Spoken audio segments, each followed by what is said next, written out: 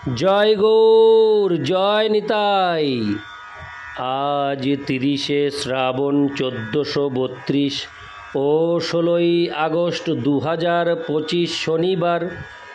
এই বিশ্ব ব্রহ্মাণ্ডের মালিক ভগবান শ্রীকৃষ্ণের শুভ জন্মাষ্টমী। আজ আমি শ্রী চৈতন্য চরিতামৃত পাঠ করছি। আজ আমি পাঠ করব শ্রী চৈতন্য চরিতামৃতের মধ্যলীলা প্রথম খণ্ড, অষ্টম পরিচ্ছেদ, শ্রী চৈতন্য মহাপ্রভু এবং রামানন্দ রায়ের কথোপকথনের শ্লোক 84 থেকে 89।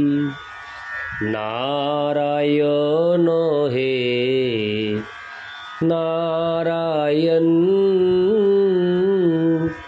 ভবভয় হরণম নারায়ণ।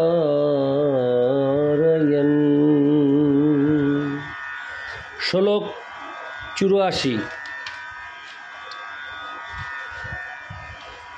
যথোত্তর মৎস্যৌ সাদ বিষয়োল্লাসমজ্জপি রতির্বাসনয়া সাদ্দি বাসতে কাপি কস্যচিৎ। অনুবাদ: রতি উত্তরোত্তর বৃদ্ধি পেয়ে বিভিন্ন স্তরে আস্বাদিত হয়। সেই রতি ক্রমে ক্রমে চরম স্তরে পরম আস্বাদনীয় মধুর রসরূপে প্রকাশিত হয়।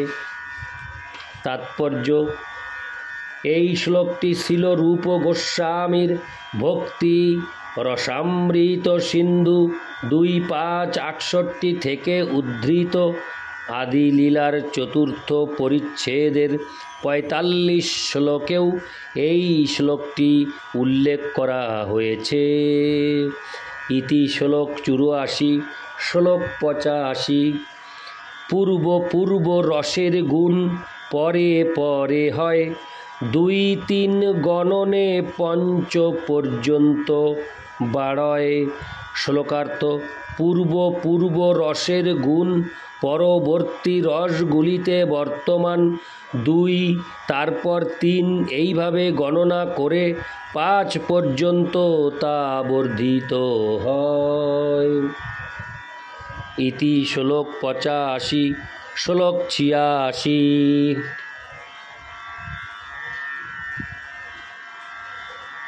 গুণাধিক্যে সাদধিক্য বাড়ে প্রতি রসে, শান্ত দাস্য সখ্য বাৎসল্যের গুণ মধুরেতে বৈশে।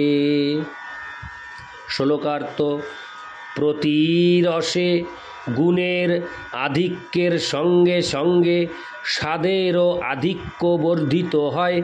শান্ত দাস্য সখ্য এবং বাৎসল্য রসের সমস্ত গুণ মধুর রসে প্রকাশিত হয়।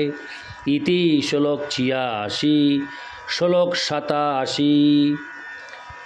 আকাশাদির গুণ যেন পর পর ভূতে, 2-3 ক্রমে বাড়ে পঞ্চ পৃথিবীতে।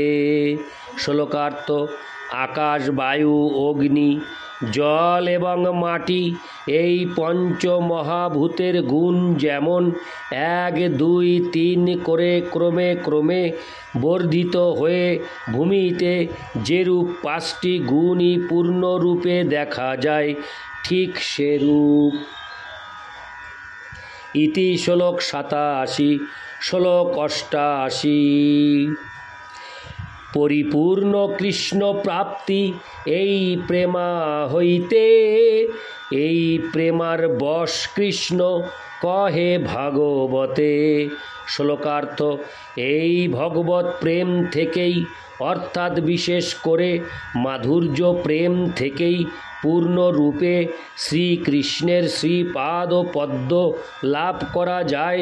শ্রীকৃষ্ণ এই প্রেমের বশ, সেই কথা শ্রীমদ্ ভাগবতে বর্ণিত হয়েছে। তাৎপর্য: মাধুর্য প্রেমের সর্বোৎকর্ষতা বিশ্লেষণ করার জন্য শ্রীল কৃষ্ণদাস কবিরাজ গোস্বামী আকাশ, বায়ু, অগ্নি, জল ও পৃথিবী এই পঞ্চমহাভূতের দৃষ্টান্ত দিয়েছেন। আকাশে শব্দ বলে একটি গুণ আছে, বায়ুতে শব্দ ও স্পর্শ এই দুটি গুণ আছে, অগ্নিতে শব্দ, স্পর্শ ও রূপ এই তিনটি গুণ আছে, জলে শব্দ, স্পর্শ, রূপ ও রস এই চারটি গুণ রয়েছে, মৃত্তিকায় শব্দ, স্পর্শ, রূপ, রস ও গন্ধ এই পাঁচটি গুণ আছে। এইভাবে দেখা যায় আকাশাদি পরপর ভূতে ক্রমশ গুণের সংখ্যা বৃদ্ধি পাচ্ছে। অবশেষে পৃথিবীতে পাঁচটি গুণই দেখা যাচ্ছে। তেমনি শান্ত, দাস্য, শক্য, বাৎসল্য ও মধুর রসে ক্রমশ গুণ বৃদ্ধি হয়ে মধুর রসে পাঁচটি গুণই পরিপূর্ণভাবে পাওয়া যায়। অতএব পরিপূর্ণ কৃষ্ণ প্রাপ্তি মধুর বা শৃঙ্গার রস স্বরূপ প্রেমে পাওয়া যায়।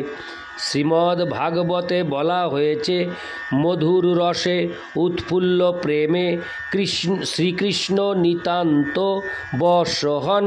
সর্বশ্রেষ্ঠ মাধুর্য প্রেমের প্রতীক হচ্ছেন শ্রীমতী রাধা রানী।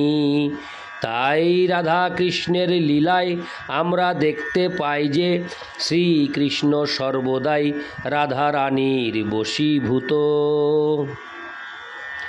ইতি শ্লোক 88। শ্লোক 89।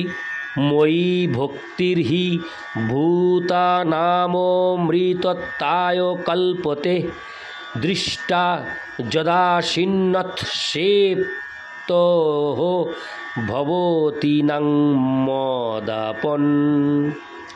ইতি শ্লোক হরে কৃষ্ণ। শ্লোক 89 অনুবাদ। জীব আমার প্রতি ভক্তিযুক্ত হওয়ার ফলে অমৃতত্ব লাভ করে। হে ব্রজবালাগণ, তোমরা যে আমার প্রতি অনুরক্ত হয়েছ তা তোমাদের পক্ষে অত্যন্ত কল্যাণজনক, কেননা এই অনুরাগই আমাকে লাভ করার একমাত্র উপায়।